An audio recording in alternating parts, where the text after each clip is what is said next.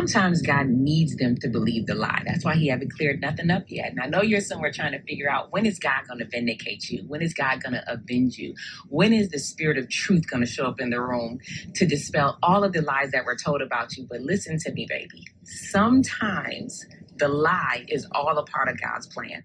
And I know you're thinking what I would have thought, because God hates liars. So how is God going to use the very tool that he hates? But we have 1 Kings 22. Ahab needed to die, right? God needed somebody to kill Ahab. And he actually said, sitting on his throne, what am I going to do, or who am I going to use to make Ahab fall? Who am I going to get to persuade him to go to this war so that he can fall? A spirit came to God and said, I will do it. He said, how? The spirit said, I will become a lying spirit in the mouth of his prophets, who will persuade him to go to the war. Like, do you know how crazy that is? That lying spirit went into the mouth of 400 prophets. And those prophets lied to Ahab, told him he was going to win the war. And there was only one prophet named Prophet Micaiah that told him the truth. You're going to die. And Ahab chose to believe the mouth of the 400 prophets, even though he believed Micaiah. Y'all be acting stupid, but you really do believe in the prophets that y'all hate the most. This is why the Bible says God's ways are not our ways, and his thoughts are not our thoughts. And so we, in our very limited childlike thinking, are like, God, we want the truth to be exposed. But could it be the reason why he has not exposed the truth in your situation is because he needed the person that came up against you to fall? The only way for them to fall is if they believe the lie. Instead of being impatient and wanting God to move on your time, I want you to say, God, I'm going to mind your business, which means to glorify you and worship you, while you mind my business, which is to take care of these people who have erected themselves up against an enemy, not just up against me, if I'm doing the will of God, but against you. So quiet your mind, live your life, you know what I'm saying? Have a good time out here and let God do his thing. Don't forget, you're not God. God is God, and he knows what he's doing. Aye. What? Look. What they talking about? They ain't talking about none. What they talking about? They ain't talking about none. What they talking about? They ain't talking about none. What they talking about? They ain't talking about nothing. Huh? They ain't talking about nothing. Aye. What they talking about? They ain't talking about none. What they talking about? They ain't talking about none. What they talking about? They ain't talking about none. What they talking about? They ain't talking about nothing. Huh? They ain't talking about nothing. God has a reason for allowing things to happen. We may not always understand his wisdom, but we simply have to trust his will. God removes to replace. God will never take away something in your life without the intention of replacing it with something so much better. Trust God in the process, trust God in the transition, and know that you are not alone. Prepare for what you're praying for. Faith doesn't just wait, but it prepares. It's not just a wish, but an evidence of the things you hope for. It's an act of declaration. God, I don't see it now, but I'm ready to leave all my fears behind. Train me for what I'm praying for. Use me. I want to actively learn from this season. Prepare, for God said it's coming. Wanna play with? Hi. Pull off in a lamb, double pocket all that tams. Mister, get off on your hands. If he hate you disrespect, you better follow up with hands. Losses to the neck, but now I'm trophied up. I'm saying like bing, bop, boom, boom, boom, bop, bam.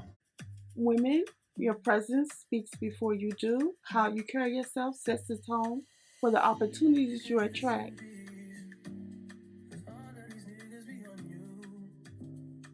The teaching of karma concerns the moral law about voluntary actions and their consequences, as well as a mechanism by which we either create a world of suffering for ourselves and others, or reduce suffering and be led to liberation and enlightenment.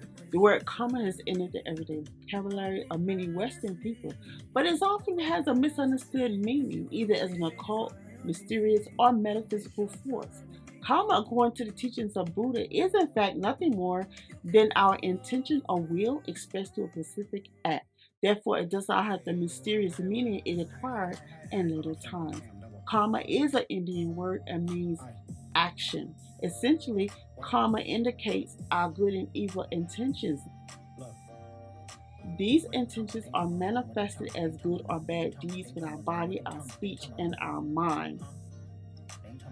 Therefore, karma actions follows the natural law of cause and effect, the natural law of action and reaction. They ain't talking about nothing.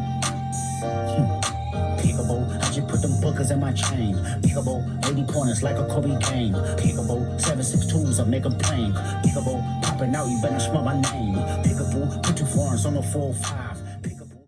Dear women, you deserve tenderness. You deserve hands that will hold you with care, but also empower you. You deserve to be treasured, but not regarded as fragile. You deserve to be seen as a wonder, but as someone who is worthy, even and especially because you are a female, because you are an equal. If you gonna waste your time, then waste your time with me. I mean, honestly, open your eyes and see. If you gonna waste your you are you need, then waste your time with me. You could have all the space, all that you need. There's no pressure, girl. If you got time to waste it, baby. How beautiful it is when a heart chooses to be thankful to the Lord, regardless of any circumstances. It takes a special person to be able to understand this concept.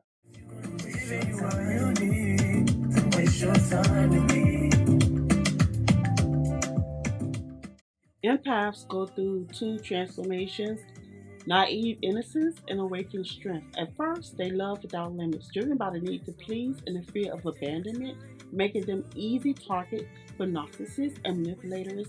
This cycle continues into a breaking point where deep betrayal or emotional abuse shatters them entirely. But destruction leads to transformation. They rebuild with boundaries, self respect, and emotional intelligence. No longer naive, they become empowered empaths, kind but intentional, compassionate but no longer exploitable. They don't lose their empathy, they learn how to wield it. Waste your time with me.